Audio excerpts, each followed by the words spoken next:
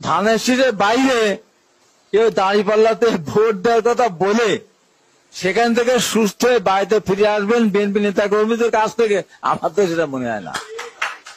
বিএনপির বাহিরে দাঁড়িপাল্লায় কেউ ভোট দিয়ে সুস্থ শরীরে বাড়ি ফিরবে এমনটা মনে করেন না হাবিবুর রহমান হাবিব সাহেব, যিনি বিএনপির চেয়ারপারসনের উপদেষ্টা।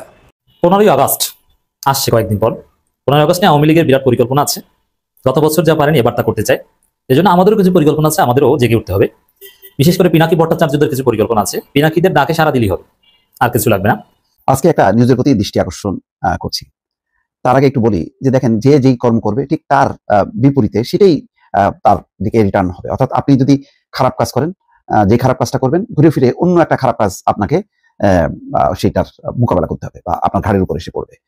তো এটা হচ্ছে একটা প্রকৃতির প্রতিশোধ বলে। ওই যে বলে না, ঢিল মারলে পাটকেল খাইতে হয়, তেমনটাই অবস্থা। তো সেটা কেন বললাম, বলছি একটা শিরোনাম দেখে, প্লট বরাদ্দে দুর্নীতির মামলায় শেখ হাসিনার বিরুদ্ধে সাক্ষ্য গ্রহণ শুরু। এটা আমি এর আগেও বলেছি যে শেখ হাসিনার জন্য অত্যন্ত বিব্রতকর।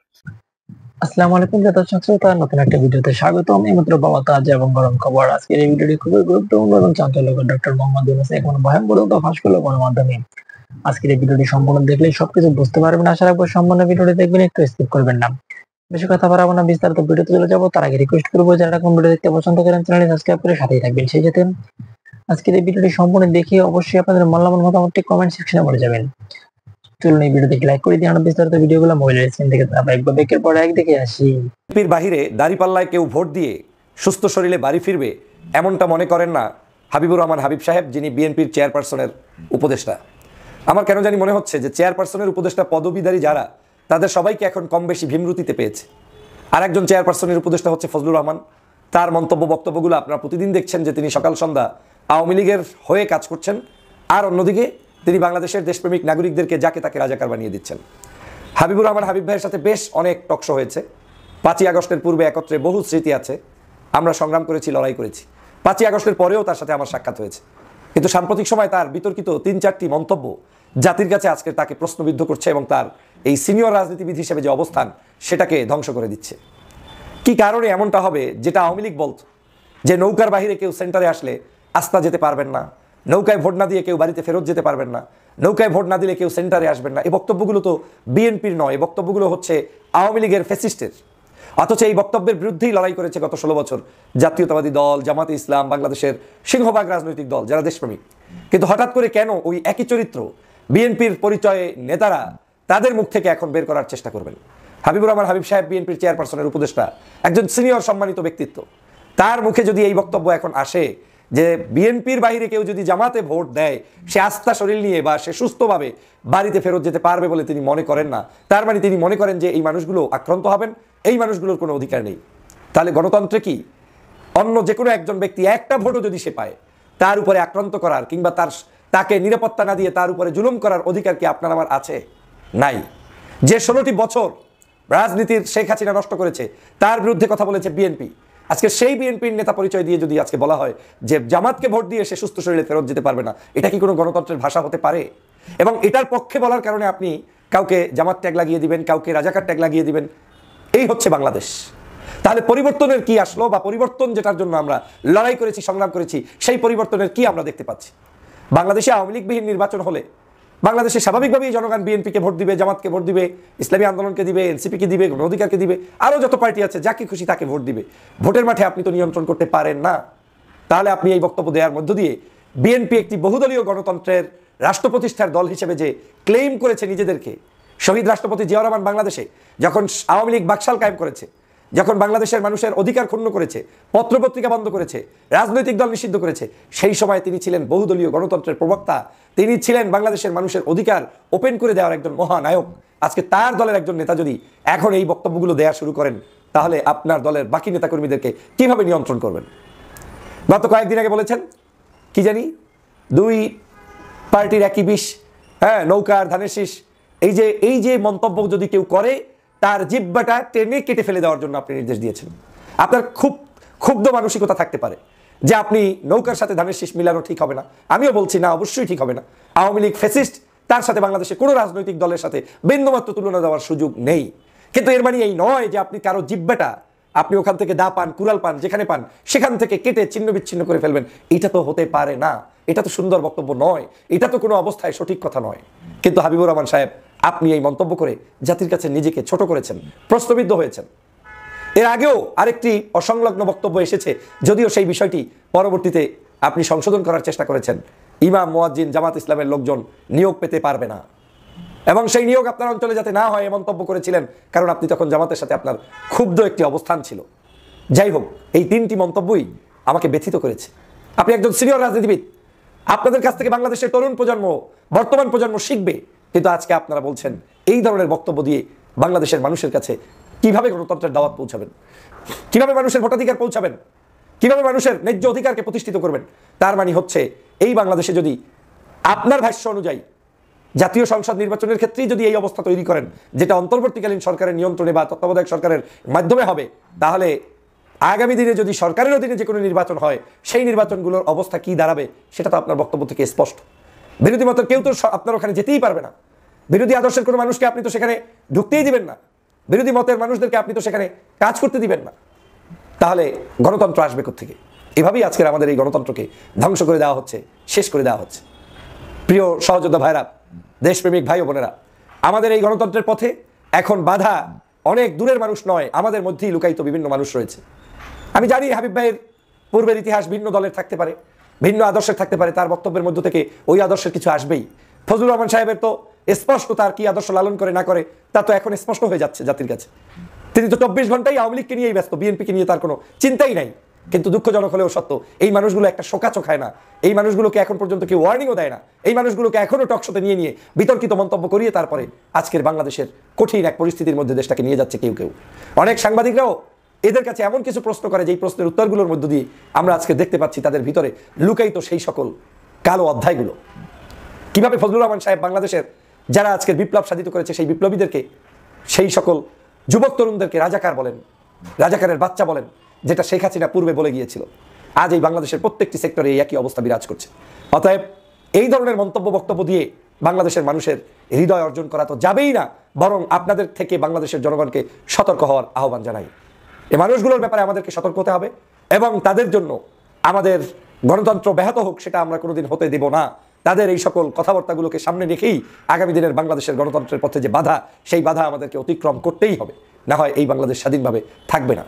জুলাই এই 5ই আগস্ট সংগঠিত হয়েছে আপনাদের ওই সকল বক্তব্যের জন্য নয়, যে সেন্টারে গিয়ে সে ফেরত আসতে পারবে না, সুস্থ থাকতে পারবে না, এই মন্তব্য করার মধ্য দিয়ে বাংলাদেশের মানুষের হৃদয় রক্তক্ষরণ করেছেন আমি বিশ্বাস করি। আর সে কারণেই বলছি, বাংলাদেশের পেশি শক্তি বন্ধ না করলে, এই পেশি শক্তির প্রভাব, সন্ত্রাস, চাঁদাবাজ, নৈরাজ্যবাজদের প্রভাব যদি আপনি কমাতে না পারেন, তাহলে কিসের বিপ্লব হয়েছে, কিসের গণতন্ত্র প্রত্যাশা করি?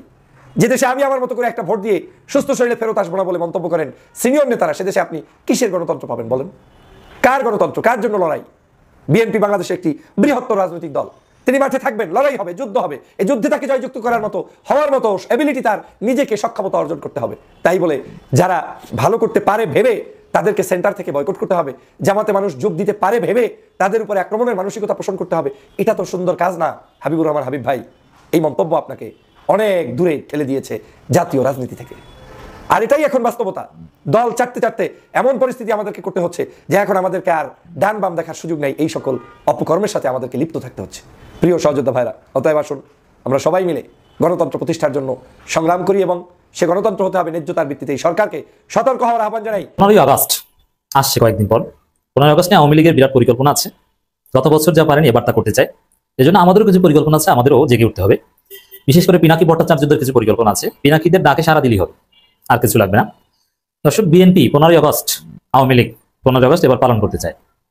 প্রথমে এই প্রজন্ম 71 নাকন বাল, যেটা এখান পান্না, এরা পরিকল্পনা করেছিল যে 15ই আগস্ট তারা ধানমন্ডি 32-এ যাবে। কিন্তু পিনাকি ভট্টাচার্যরা যখন বললো যে মানে সহজ কথা, একদম পিটিয়ে হাড়গোড় ভেঙে দিব, পারলে আসুন, যদি সরকার কোনো অনুমতি দেয় অথবা কিছু না বলে, তাহলে দায় সরকারকে নিতে হবে। এর অর্থ হচ্ছে 15ই আগস্ট ধানমন্ডি 32-এ যারা আসবে এদের হাড়গোড় পিটিয়ে ভেঙে দেওয়া হবে, এরকম একটা থ্রেড এসেছে, এবং এটা বাস্তবায়ন নিশ্চিত হতো। এরপরে এই জেডাই খান পান্নারা, এই আওয়ামী লীগাররা, জেডাই খান পান্না যে ঘোষণা দিয়েছে ওটা হাসিনার স্ক্রিপ্টে ঘোষণা দিয়েছে। এখন হাসিনার লোক জেডাই খান পান্না বাংলাদেশে বসে নিয়মিত কোর্টে যায়, ওপেনলি ঘোরাফেরা করে, চলাফেরা করে, 15ই আগস্ট শোক দিবস পালন করার আহ্বান জানান। অথচ 15ই আগস্ট বাংলাদেশ মুক্তির দিবস, নাজাত দিবস, এক ফেসিবাদ থেকে বাকশাল থেকে আমাদের মুক্তি দিবে, ওটা ছিল একটা বিপ্লব। এই জেরাই খান পান্নাদের পরবর্তী বংশধররা, ফজু পাগলা, হাবিবুর রহমান হাবিবরা, বিএনপির একটা অংশ, তারা কয়েক বছর পর বলবে 5 আগস্ট ওটাও একটা শোক দিবস, গণতন্ত্র হত্যা দিবস। কারণ 5 আগস্ট যেভাবে হাসিনা পতন ঘটানো হয়েছিল এটা অসাংবিধানিক। আমরা হাসিনার পতন ঘটাবো নির্বাচনের মাধ্যমে, 5 আগস্ট কেন ভাই মব ক্রিয়েট করাবো, এটা বিএনপির ফজু পাগলারা বলবে। আজকে জেরাই খান পান্নারা 15ই আগস্টের যে মহান বিপ্লব, বাংলাদেশের নাজাত দিবস, সেটাকে শোক দিবস হিসেবে পালন করার আহ্বান জানায়। আপনি চিন্তা করছেন কত বড় সাহস? অনতিবিলম্বে এই জেরাই খান পান্নাকে গ্রেপ্তার করতে হবে। সরকারকে জরুরি সিদ্ধান্ত নিতে হবে জেরাই খান পান্নাকে কি করবে। নইলে বিপ্লবী জনতা রাস্তাঘাটে পেলে কিন্তু সরকার যেখানে ব্যর্থ সেখানেই মব হয়। জেরাই খান পান্নাকে যদি টাইমলি গ্রেপ্তার করতে না পারে, কলিমুল্লাহকে গ্রেপ্তার করেছে, আমার খুব ক্লোজ কাছের লোক ছিল, চিন্ময় দাসকে সরকার হজম করতে পেরেছে, ওরকম জেরাই খান পান্না বা এরকম আরো কিছু যারা বের হয় এদেরকে যদি গ্রেপ্তার করতে না পারে সরকার, তাহলে দায়ভার সরকারকে নিতে হবে। কারণ এত বড় ধৃষ্টতায় স্বাধীন বাংলাদেশে সেই বাকশালী দিবস পালন করতে চায় আওয়ামী লীগ। তারা ঘোষণা দেয় ফেসবুকে, ভিডিও বার্তা দেয় যে 15ই আগস্ট পালন করতে হবে না, এদেরকে গ্রেপ্তার করতে হবে, এ বিষয়ে কোনো ছাড় দেওয়া যাবে না। কোন সাহসে জেরাই খান পান্না 15ই আগস্ট শোক দিবস পালনের আহ্বান জানান? এই সাহসটা কোথায় পেল? যেখানে ফজু পাগলা বিএনপির পোস্ট নিয়ে বঙ্গবন্ধু বঙ্গবন্ধু মহান নেতা, জাতির জনক বলে ফেনা তুলতে পারে, হাবিবুর রহমান হাবিবরা যখন বঙ্গবল্টুকে জাতির জনক বলে ফেনা তুলতে পারে, সেখানে জেরাই খান পান্নারা তো সাহস পাবি। তো এই দায় বিএনপির আছে। তা বিএনপির যা দায় থাকুক আর দায় থাকুক, পিনাকি ভট্টাচার্য তো আগেই বলেছে 15ই আগস্ট পারলে কেউ বের হোক না। 15ই আগস্ট ধানমন্ডি 32 আসুক, কেউ দেখি, খেলা হবে। দর্শক, এই ফেসিস্টদের সাথে, মাফিয়াদের সাথে কোনো গণতান্ত্রিক আচরণ নয়, এদের সাথে খেলা হবে মবের খেলা, পিটিয়ে হাত পা ভেঙে দিতে হবে। এই জেরাই খান পান্নাকে রাস্তাঘাটে কোথাও দেখা গেলে 15ই আগস্ট জনগণ একে জয় বাংলা করে দিবে, এর বঙ্গবন্ধুর কাছে পাঠিয়ে দিবে, তাড়াতাড়ি যাওয়ার ব্যবস্থা করতে পারে। অতএব আমরা যেহেতু এই ধরনের কোনো অনাকাঙ্ক্ষিত ঘটনা চাই না, এই জন্য এই জেরাই খান পান্নাকে গ্রেপ্তার চাই। দর্শক, হ্যাঁ, ধানমন্ডি 32 যাবে না এরকম একটা ইঙ্গিত দিয়েছে, কারণ পিনাকি ভয় তটস্থ হয়ে গিয়েছে, ধানমন্ডি 32 গেলে তো খবর আছে। তো এই জন্য বলছে ধানমন্ডি 32 যাওয়া জরুরি না, কিন্তু তারপরও ধানমন্ডি 32 আমাদের পাহারা থাকবে 15ই আগস্ট। কারণ ওইখানে কিছু আওয়ামী পান্ডা, মুজিব ধর্মের কিছু অনুসারী, কিছু ভৃত্য 15ই আগস্ট ওইখানে যাবে। তো ওদেরকে পেটানোর জন্য লোকজন ওখানে থাকবে, পুলিশের পাহারা তো থাকবেই, বিপ্লবী জনতা থাকবে। গত বছর মনে আছে না, প্যান্ট খুলে তারপরে ধরিয়ে দেওয়া হয়েছিল হাতে। এবার যদি কেউ যায়, এবার অবস্থা হবে আরো করুণ পরিণতি। 15ই আগস্ট পালন করতে আসছে বাংলাদেশে, স্বাধীন বাংলাদেশে, আজাদ দিবস। 15ই আগস্টে আমরা কি করবো? ইসলামী শিক্ষা দিবস পালন করতে হবে। শহীদ আব্দুল মালেক হত্যা দিবস, শহীদ আব্দুল মালেককে যারা হত্যা করেছে ওদেরকে ধরতে হবে। ওবায়দুল সেই কি বলার এক নেতা আছে, তোফায়েল আহমেদ, আওয়ামী লীগের, এই তোফায়েল আহমেদ হচ্ছে শহীদ আব্দুল মালেক হত্যাকারী। 2 দিন পর শুনি তোফায়েল আহমেদ মারা গেছে, আসলে মারা গেছে কিনা নিশ্চিত না। ওদেরকে ধরতে হবে। 15ই আগস্ট ওদের বিরুদ্ধে জনগণকে জানাতে হবে, এই হত্যাকারীদের বিরুদ্ধে। ওই দিন ইসলামী শিক্ষা দিবস কি ঘটেছিল ঢাকা বিশ্ববিদ্যালয় টিএসসিতে, জাতিকে জানাতে হবে। 15ই আগস্ট আল্লামা সাঈদী হত্যা দিবস। 15ই আগস্ট বাংলাদেশে আনাচে কানাচে সব জায়গায় আল্লামা দেলোয়ার হোসেন সাঈদীর ওয়াজ চলবে। 15ই আগস্ট বিএনপির লোকজন যদি কাপুরুষ না হয়ে থাকে, তাহলে খালেদা জিয়ার জন্মদিন পালন করা উচিত। হাসিনার ভয়ে তো খালেদা জিয়ার জন্মদিন পালন করা থেকে বিরত ছিল বিএনপি দীর্ঘদিন। 15ই আগস্ট জন্মদিন বাদ মিলাদ মাহফিল করতে এক পর্যায়ে কেক কাটা বন্ধ করে দিয়েছিল। গত বছর কেন করেনি? যে একটা বিপ্লব হয়েছে, অনেক মানুষ শহীদ হয়েছে, এই কারণে কেক কেটে জন্মদিন পালন করেন এই যুক্তিতে। কিন্তু এবছর তো সেই যুগ নেই, বিএনপি তো কেক কাটাকাটির যুগে, আনন্দের যুগে প্রবেশ করেছে। এবার বিএনপির লোকজনের উচিত খালেদা জিয়ার জন্মদিন পালন করা নেচে কে, জামাতের লোকজন, শিবিরের লোকজন ইসলামী শিক্ষা দিবস, শহীদ আব্দুল মালেককে শাহাদাত দিবস, আল্লামা দেলোয়ার হোসেন সাঈদী হত্যা দিবস, তার জন্য মাগফিরাত দিবস, দোয়া দিবস, আল্লামা সাঈদী ওয়াজ দিবস পালন করতে হবে। আওয়ামী লীগকে কোথাও দাঁড়াতে দেওয়া যাবে না। সারা বাংলাদেশে কোনো মসজিদে, কোনো মন্দিরে শেখ মুজিবের মতো একজন পাপিষ্টের জন্য যদি কেউ দোয়া করতে যায়, কোনোভাবে 15ই আগস্ট পালন করতে যায়, জেরাই খান পান্না যেটা বলেছে, ওকে ধরে মসজিদের খাম্বার সাথে বেঁধে রাখবেন। কোন হুজুর যদি ভুলেও দোয়া করে শেখ মুজিবের পক্ষে, ওই হুজুরকেও মসজিদ থেকে বের করে খাম্বার সাথে বাঁধতে হবে। একজন জালেম, একজন গণহত্যাকারী, শেখ মুজিব হত্যাকারী ছিল, অনেক মানুষকে হত্যা করেছে, 72 থেকে 75 পর্যন্ত অনেক মানুষ হত্যা করেছে, তার জন্য দোয়া করার সুযোগ নেই। ফেরাউনের বংশধর, 71 আগে শেখ মুজিবের ভালো কাজ আছে কিছুটা। আজকে একটা নিউজের প্রতি দৃষ্টি আকর্ষণ করছি। তার আগে একটু বলি যে দেখেন, যে যেই কর্ম করবে ঠিক তার বিপরীতে সেটাই তার দিকে রিটার্ন হবে। অর্থাৎ আপনি যদি খারাপ কাজ করেন, যে খারাপ কাজটা করবেন ঘুরে ফিরে অন্য একটা খারাপ কাজ আপনাকে সেটার মোকাবেলা করতে হবে বা আপনার ঘাড়ের উপর এসে পড়বে। তো এটা হচ্ছে একটা প্রকৃতির প্রতিশোধ বলে, ওই যে বলে না ঢিল মারলে পাটকেল খাইতে হয়, তেমনটাই অবস্থা। তো সেটা কেন বললাম? বলছি একটা শিরোনাম দেখে, প্লট বরাদ্দে দুর্নীতির মামলায় শেখ হাসিনার বিরুদ্ধে সাক্ষ্য গ্রহণ শুরু। এটা আমি এর আগেও বলেছি যে শেখ হাসিনার জন্য অত্যন্ত বিব্রতকর। এখন কি ব্যাপার যে তিনি অবৈধভাবে পূর্বাচল থেকে একটা প্লট নিয়েছেন, 10 কাঠার একটা প্লট, অথচ এটা মানে খুবই একেবারেই মানানসই না। পূর্বাঞ্চলের বা উত্তরা এইসব এলাকায় প্লট বরাদ্দ হয় সাধারণত সাধারণ মানুষের জন্য, একটু মধ্যবিত্ত সেই শ্রেণী যাদের মানে ঢাকায় প্লট কিনতে পারে না তাদের জন্য সরকারিভাবে বরাদ্দ হয়, সেখানে ভাগ বসিয়েছেন শেখ হাসিনা গোষ্ঠী শুদ্ধ। সে তার 3 জন, পুতুল, জয়, অন্যদিকে শেখ রেহানা, ববি এবং টিলিপ সিদ্দিক, তো 6টা প্লট 10 কাঠা করে 60 কাঠা। এইটা দরকার ছিল না। শেখ হাসিনা, রেহানা বা তাদের এই গোষ্ঠী যে পর্যায়ে যে মাপের তার সাথে এটা মানানসই না। কিন্তু দেখেন এখানেই তারা ধরা খেলো। কেন খাইলো? কারণ তিনি কিন্তু ঠিক এই ধরনের কিছু ঘটনা ঘটিয়েছেন তার প্রতিপক্ষের বিরুদ্ধে। শেখ হাসিনার ব্যাপারে বলতো কি, এতিমের টাকা মেরে খেত। ওই যে জিয়া অরফানেজ বা জিয়া চ্যারিটেবল যেই ট্রাস্ট মামলা, যেখানে তাকে সাজা খাটানো হলো, বারবার বলা হলো যে এই টাকা একটাও 9-6 হয়নি, এক অ্যাকাউন্ট থেকে আরেক অ্যাকাউন্টে ট্রান্সফার হয়েছে। এটা বড় ধরনের কোনো অপরাধ না, বরং এটা ওই কি বলে যেই ফান্ডে রাখা হয়েছে, যেই ডিপোজিট করা হয়েছে, সেটা সুদে আসলে আরো এই টাকা বৃদ্ধি পেয়েছে। এই টাকা ব্যক্তিগতভাবে উঠানো হয়নি, খরচ করেনি। কিন্তু বারবার শেখ হাসিনা কি বলতো, এতিমের টাকা মেরে খেয়েছে। বেগম খালেদা জিয়া এতিমের টাকা মেরে দিয়েছে, কারণ ওই যে তুচ্ছ তাচ্ছিল্য করা, একদম নিচে নামানো। আর ডক্টর মোহাম্মদ ইউনূস যে সে তো সুদখোর, সুদ খায়, মানে এমন সব আঞ্চলিক কথা, প্রচলিত কথাগুলো দিয়ে এই ব্যক্তিত্বকে তিনি আঘাত করেছেন 15টা বছর, 1-2 বছর না। আজকে সম্ভবত সেগুলির জবাব হচ্ছে। যেমন প্লট, আচ্ছা বলেন, এটা আমার বিরুদ্ধে এরকম মামলা হলে মানায়? শেখ হাসিনা, শেখ রেহানা, জয়, পুতুল, ববি, তারপর টিলিপ সিদ্দিক, এটা কি মানায়? মানায় না। কিন্তু আজকে সেটাই যে তিনি ওই প্লট মানে নিয়েছেন অবৈধভাবে। তো সেই জন্যই বললাম যে যে যেটা মানে করে, যে কর্ম করে, তার হয়তো রিটার্ন এইভাবেই আসে, যার কারণে আজকে পূর্বাঞ্চলে প্লট বরাদ্দের দুর্নীতির অভিযোগে পৃথক 3 মামলায় ক্ষমতাচ্যুত প্রধানমন্ত্রী শেখ হাসিনা, তার পরিবারের সদস্য সহ 23 আসামির বিরুদ্ধে সাক্ষ্য গ্রহণ শুরু হয়েছে। দুর্নীতি দমন কমিশনের করা এই মামলায় আজ সোমবার ঢাকার বিশেষ জজ আদালত 5-এ সাক্ষ্য গ্রহণ শুরু হয়। দেখেন এই দুদককে কিভাবে পলিটিক্যালি ইউজ করেছে শেখ হাসিনা। আজকে দেখেন রিটার্ন ব্যাকফায়ার হচ্ছে। সেই ট্রাইব্যুনালে তার বিচার হচ্ছে, যে ট্রাইব্যুনালে জামাতের নেতাদেরকে ধরে ধরে ফাঁসি দিয়েছে, আজকে সেটা ব্যাকফায়ার হচ্ছে।